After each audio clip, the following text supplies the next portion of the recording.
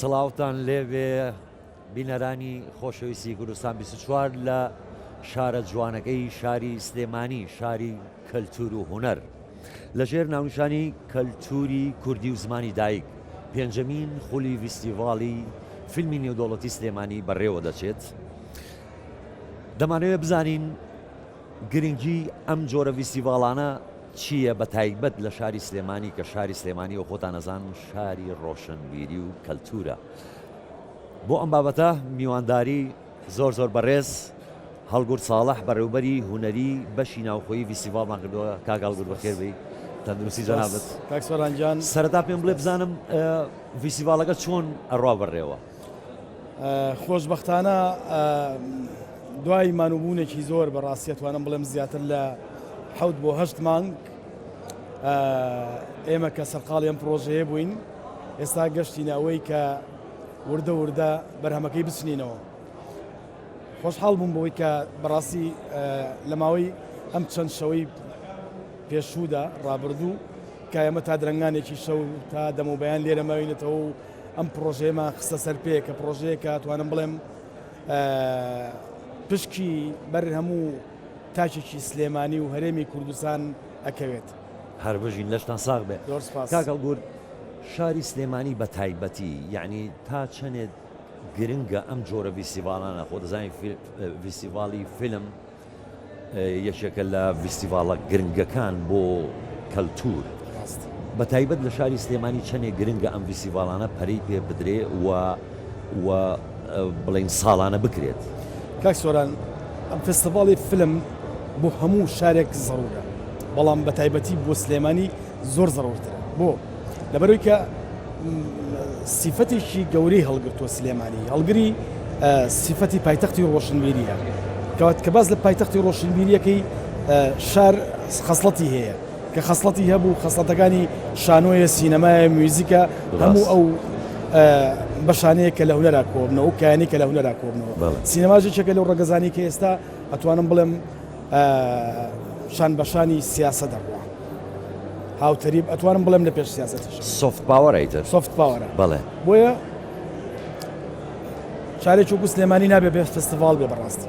بەداخەوە ماوەی چەند ساڵێک ئەم فستیڤاڵە وەستا، بەڵام ئێستا هۆکارەکان چی بوو؟ مادی بوو چی بوو؟ هۆکارەکان مادی بوو، بەشێکی پەیوەندی ئەوە بوو کە پاڵپشتێکی دارایی تەخسیس نەکراوە، تایبەتمەند نییە لە وەزارەتی ڕۆشنبیریەوە بۆ فستیڤاڵی فیلمی نێودەوڵەتی سلێمانی. هیوادارم لە کابینەی نوێی حکوومەتی تەشکیلکراوی داهاتووە بتوانین ئێمە کار لەسەرەوە بکەین، هەم لە پەرلەمان هەم لە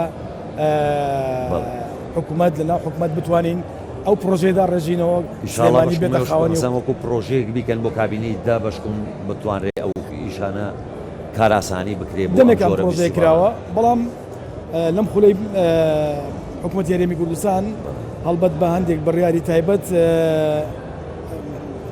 فستیڤاڵەکان دابەش کران، پۆلێن کران، فستیڤاڵی سینەما بەردەوە کەوت کە بۆ ئێمە شەرجەی شانازیە بەڕاستی فستیڤاڵی دۆک یەکێکە لە فستیڤاڵە باشەکان، بەڵام لە نەتیجە بۆ سلێمانی فستیڤاڵی نەبێت. بەڕای منە تا فیستیڤاڵ زۆرتر بێت لەم جۆرە فیستیڤاڵانە کارێکی باشە. ئەو جۆرە فیلمانەی کە لەم فیستیڤاڵە وەرئەگیرێت لە ئێوە دروشمەکەتان بەڕاستی زۆر جوانە.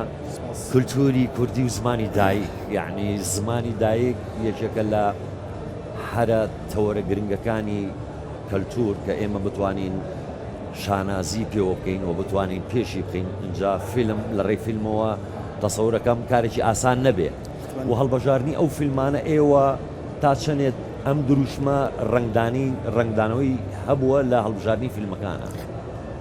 کاک سۆران، پێش ئەوەی وەڵامی ئەم پرسیارەت بەمەوە حەزەکەم بگەڕێمەوە بەسەر دروشمەکە. کەلتوری کوردی و زمانی دایک ئێمە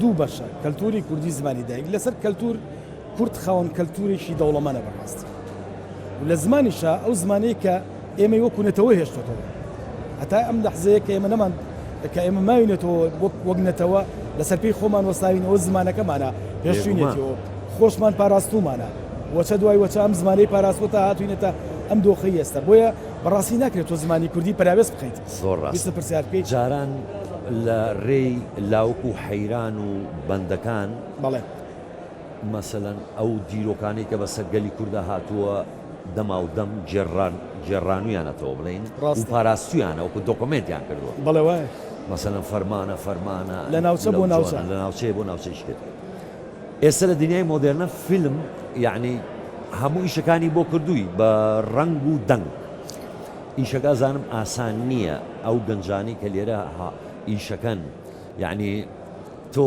ڕاد لێ لەم فیلمانی کە هاتوون بۆم ویسیڤالەیە خۆت بە شێوەیەکی گشتی و فیلمانی کە دەکرێت لە سلێمانی و لە کوردستان دۆست باس کاک سۆران دیارە پرسیارێکی جوانە ئەم پرسیارە پەیوەندی هەیە بە هاتنی و فیلمانی کە هاتوونەتە ناو پلاتفۆرمی فستیڤاڵەکەمان ئێمە زیاتر لە 1500 فیلم هاتە ناو ئەو پلاتفۆرمی کە دەرگای کردنەوەی فیلمەکانمان کردەوە 1500 فیلم سەروتر هاتە ناو فستیڤاڵەکەەوە لەم 1500 فیلمە ئێمە ڕێسا و یاسای تایبەتمەندی فستیڤاڵمان هەیە استراتیژی فستیڤاڵمان هەیە هەموو ئەو فیلمانەی کە شمولی ڕێسا و یاساکانی فستیڤاڵی کرد و لە استراتیژەتی فستیڤاڵەکەی لای نەدابوو یاخود شمولیە کرد ئێمە ئەم فیلمانەمان پۆلێن کرد هەز تقریب نزیکەی 600 بۆ 650 فیلم مایەوە ئەوانەی کە شمولی یاسا و ڕێساکانیانەوە خۆی بە تەدریجێتە دەرەوە لەم 650 فیلمە ئێمە لژنەیەکمان بۆ تەشکیل کرد سلکشن لژنەی سلکشن کە هەڵبژاردن و سەرخستنی فیلمەکانە